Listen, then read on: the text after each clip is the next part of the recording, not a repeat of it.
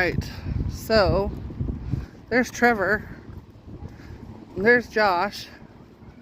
Josh is pushing our little dude. Yeah. And we're gonna go to Osprey Farm on this beautiful July day. So what is a Knott's-berry? It's not, Walter Knott is the owner of a farm who made the crossbreed berry called boysenberries. Boysenberries. He made a They became famous through making their jellies, and then his wife served people fried chicken. Their fried chicken and their berries got so popular that Walter Knott decided to build a ghost town so people could hang out and play and have a good time while they were waiting for their table. Whoa. And then it turned into a theme park. Yeah, it did. And then Six Flags bought it. Yeah. So that's where we're at today. In, I want to say the 70s, maybe the 80s, don't quote me on that. They made a partnership with the Charles Schultz for the Peanuts gang and added that to the park.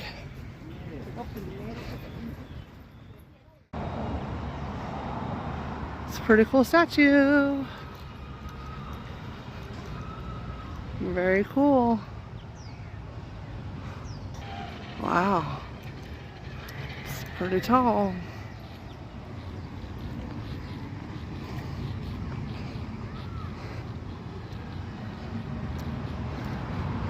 California state flag. American flag.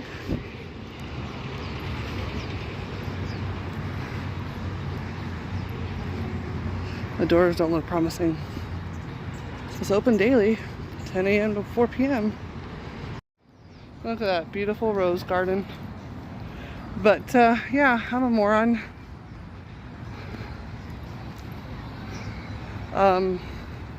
Doors open. Just on the other side. For some reason, we're gonna go in the back door. When I see stairs like this, I think that's the back door. So, went to the other side for no reason.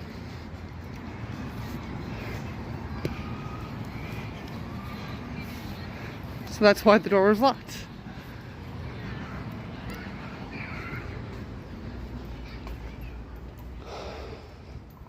Wow. Hello.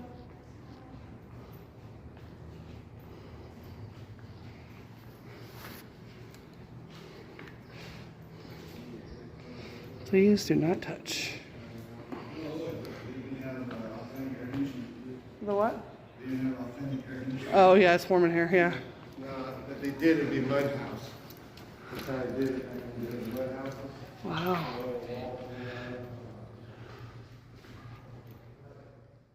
Architect upon whose plan master builders brought forth a new nation. This is so cool, you guys. And I love the white glass up there. It's called milk glass. Please press this button. Hey, buddy, come here. Press this button. Huh.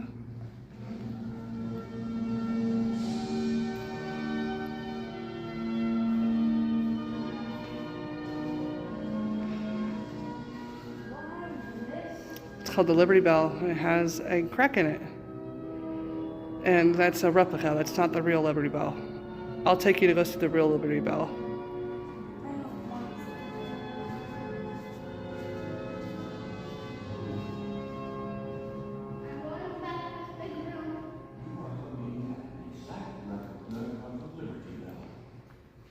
This bell is a symbol of law, a symbol of justice, a symbol of the sovereign rights of the people. This bell has played a greater role in history than any other bell in the world. Cracked in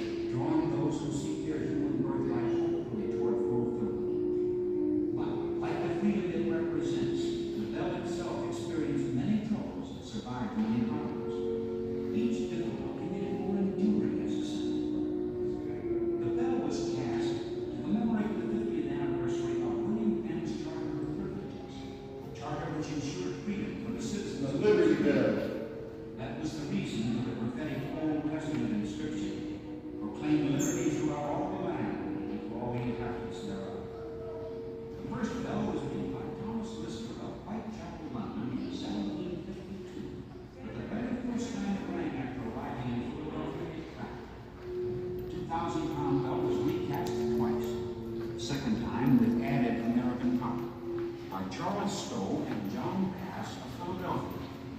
They did their job well, for Philadelphia rejoiced when their bell was finally hung in place. The Pennsylvania State House, the building we know as Independence Hall. It rang out to announce occasions of joy and sorrow, or to summon citizens to the public square to hear news. It spoke for the people and to the people.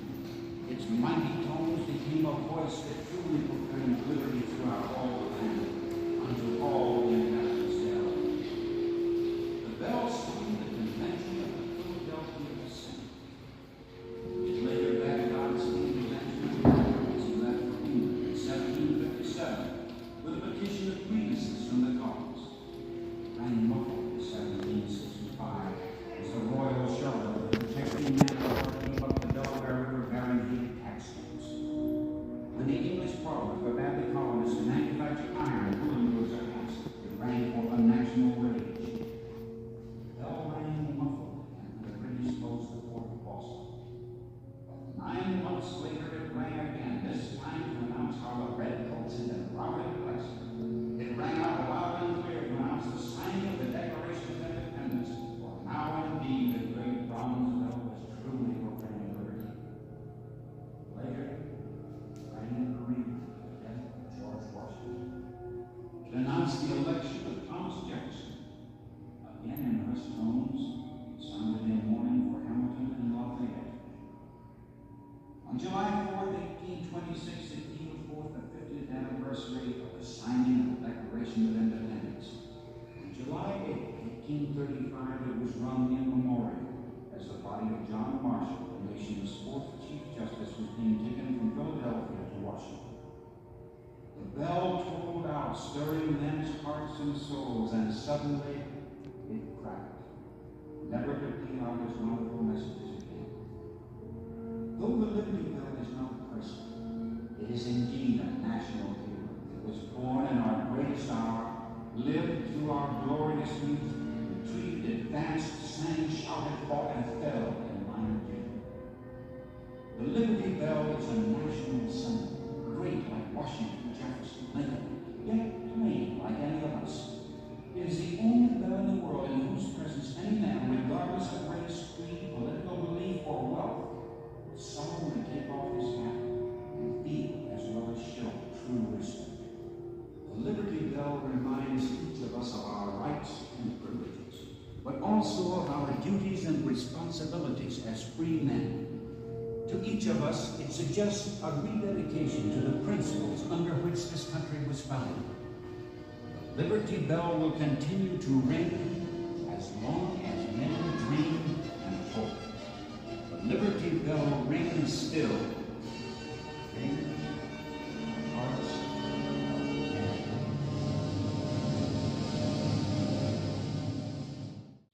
The Declaration Chamber. This is an exact replica of the historic room where the United States of America was born.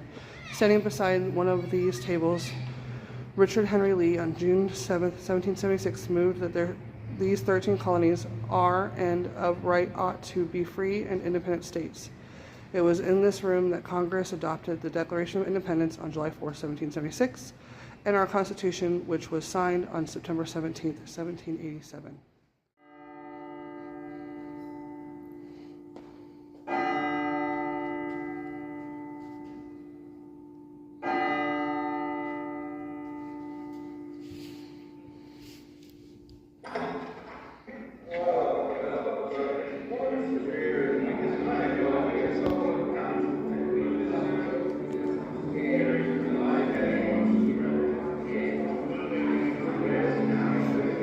The holder of the State House Bell has summoned you from the members of the Second Continental Congress to assemble here in the Pennsylvania State House on this day, early July 1776, to debate the issue of our independence in England.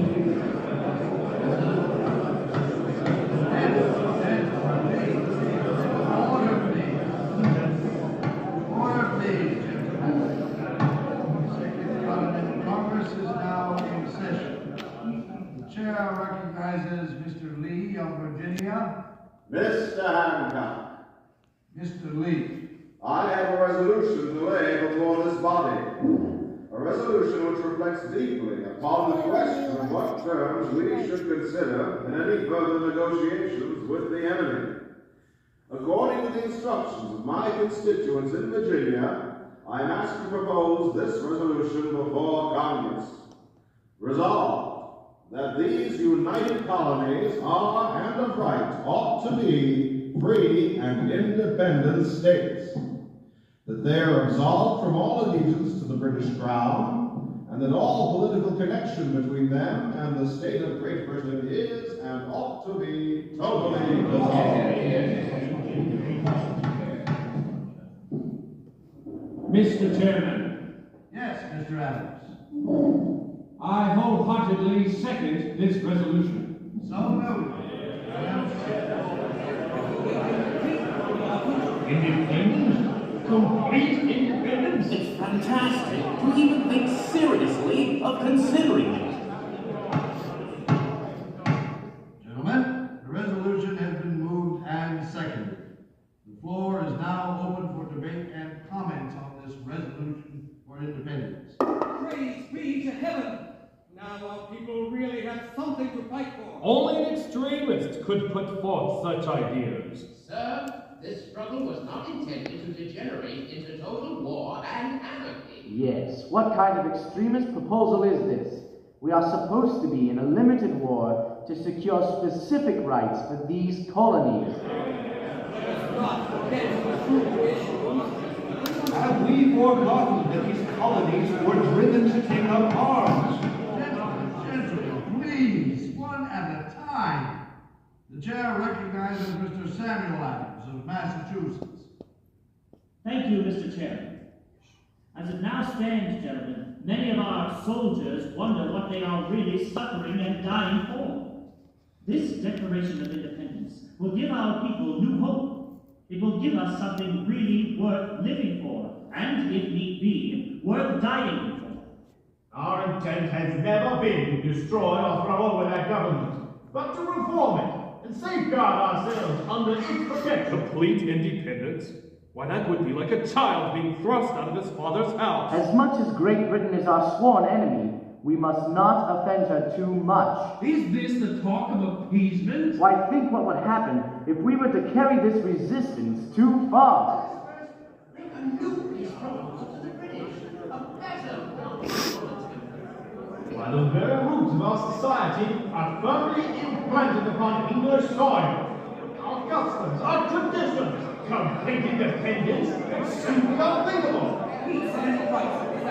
Gentlemen, is it not far better to live under the redcoats than to risk total devastation of these colonies in unlimited warfare? Mr. Chair, The chair recognizes Mr. George Ross of Pennsylvania. the British and their sympathizers here in our land charge that this Congress is only a minority representation. Aye, and in a This sense, is so that is cool, you true. guys. For by our own estimation, 1/3 of the inhabitants of this country are still loyal to the King of England. Another third are indifferent to freedom struggle altogether.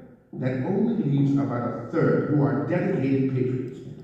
Many of these patriots are now under arms on the field of battle. What of them?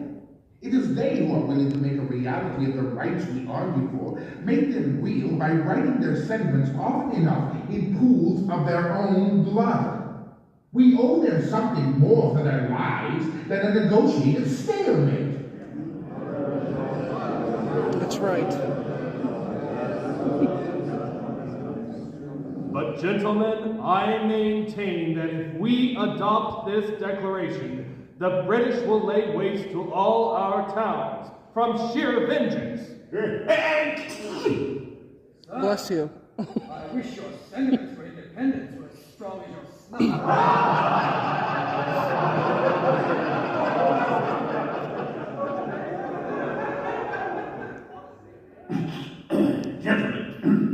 Gentlemen, the acts of the Crown are unquestionably wrong and should be resisted to the hilt. Nonetheless, we simply must continue our attempts to negotiate for a peaceful settlement to this conflict. This Declaration of Independence is going too far too far. Yes, I agree. Peace, sweet, reasonable peace, has never been our dearest object. Mr. Chair, Yes, Mr. Adams. our towns are built of wood and brick. If they are burned down, we can rebuild them. But if we ever allow our liberty to be lost, it will be gone forever. That's right, Adams. Gentlemen, Dr. Franklin has something to say. The chair recognizes Dr. Benjamin Franklin. Is there indeed any wisdom in going further in our negotiations for peace with our enemy? There is a little French fable that reveals the truth of this matter far better than any of my words. It seems that one fine day, a farmer assembles the tenants of his barnyard and with sweet solemnity says, "Dear animals, I have assembled you here to advise me with what sauce I shall cook you." "Cluck, cluck, cluck," exclaims an insurrectionary chicken. "We don't want to be eaten at all." To which the urbane chairman replies, "My child, you wander from the point."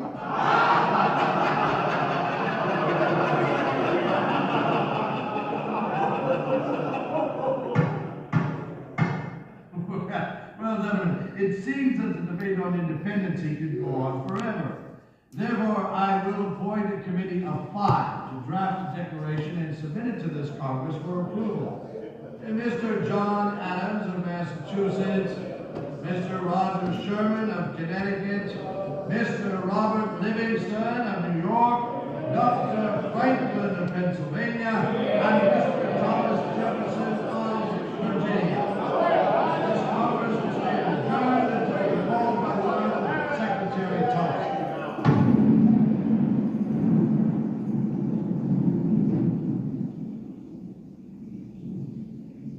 Consider carefully, gentlemen, very carefully, for this Declaration of Independence burns all bridges. It takes us across the deadline. Exactly. None of us can ever return on the old road, except with a rope around our neck. We have nothing ourselves to consider, for as we know, if this declaration is adopted, it will be considered the ultimate act of high treason against the crown. The fate of our wives and children will be equally immense.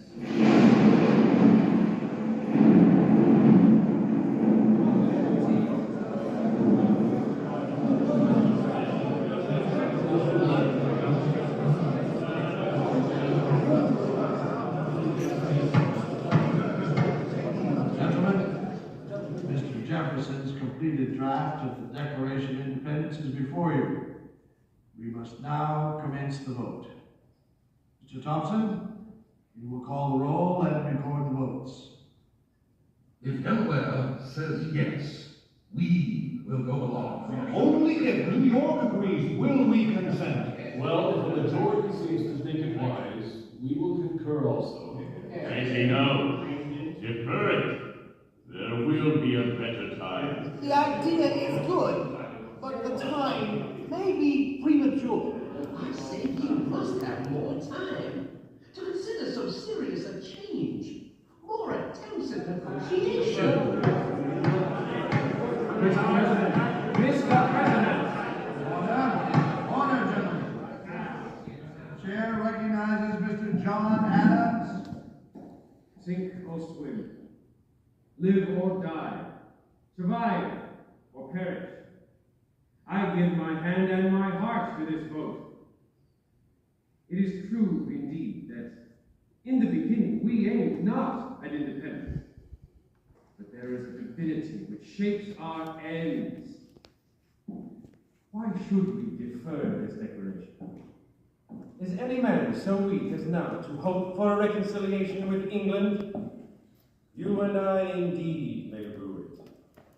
We may not live to the time when this declaration shall be made good. We may die colonists, die slaves. Be it so. If it be the pleasure of heaven that my country shall require the poor offering of my life, this victim shall be ready. But while I do live, Let me have a country, and in that a free country. Whatever may be our fate, be assured that this declaration will stand. It may cost treasure, and it may cost blood, but it will stand. That's right. Gloom of the present. I see the brightness of the future as the sun in heaven. We shall make this I love how they make the sound an immortal day. while they're walking around. When we are young graves, our children will honor it. They will celebrate it with thanksgiving, with festivities, with bonfires and illuminations. That's right. On its annual return, they will shed tears. Yes. Not of subjection and slavery, not of agony and distress, but of gratitude and joy. Yep. Sirs, before God, I believe the hour has come. My judgment approves this measure, and my whole heart is in it. Amen. All that I have, all that I am, and all that I hope in this life, I am now here, ready to state upon. And I leave off as I began. That live or die, survive or perish, I am for this declaration. It is my living sentiment, and by the blessing of God it shall be my dying sentiment. Independence now. Independence forever. Forever.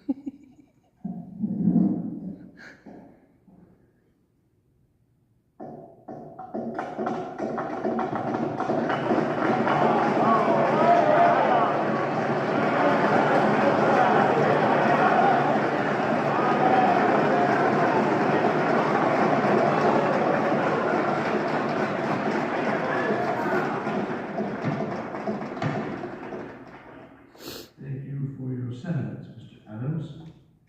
Your words are timely and well chosen. Gentlemen, the time has come to avow our belief in the future of this country and cast our votes on this declaration. Be advised that we must be unanimous. We must hang together on this issue. Or most assuredly, we will all hang separately. Mr. Thompson, proceed with the roll call, please. New Hampshire. New Hampshire, vote aye. Massachusetts. Massachusetts votes aye. Rhode Island. Rhode Island votes aye. Connecticut. Connecticut votes aye. New York. New York abstains. Oh. New Jersey. History repeats New itself. Jersey says aye. Pennsylvania. I still strongly disagree. Pennsylvania. Pennsylvania votes aye. Delaware. Delaware votes aye. Virginia. Virginia proudly says aye. Maryland. Maryland votes aye. North Carolina. North Carolina votes aye. South Carolina. South Carolina says aye. Georgia. Georgia votes aye. The ayes have The it. roll call is completed. The final vote is unanimous. 12 aye, 1 abstention.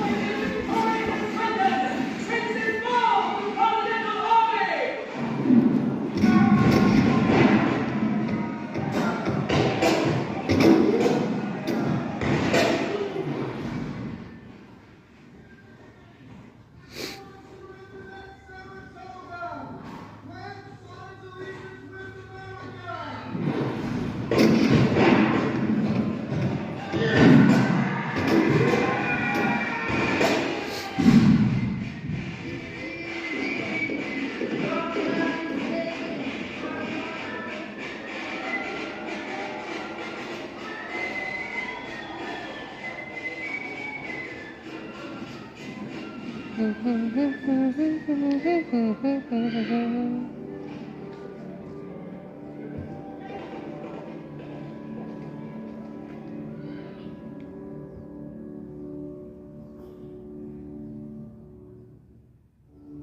mighty revolution has been gloriously completed in this land, so that millions yet to be born may live in freedom. That's right. I wonder if future generations will remember what this declaration is costing this generation in treasure, sacrifice, and love. If I ever thought for a moment that they would forget, I would prove to my dying day ever having played a part in this work. Today, a new constellation glows brightly in the heavens. A new nation has been born. We will, with God's help, continue to With cherish, God's help. preserve, and indeed protect it with our lives, our fortunes, and our sacred honor. I wonder if future generations will do the same. I wonder if they will be able to keep this new nation. I wonder if they will be able to keep it.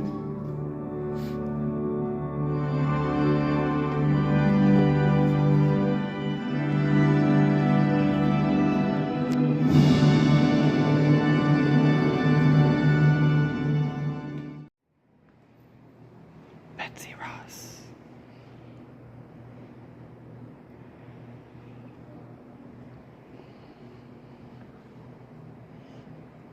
It's so nice in here, you guys. A little warm though, I will say that.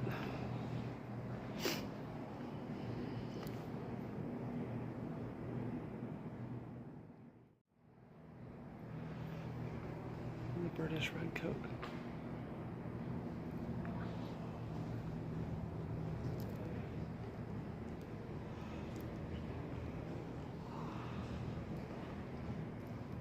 A 100-year-old centennial flag. Look at that. Wow. That's so neat. The decline and fall of the Roman Empire. Many of you need to read that.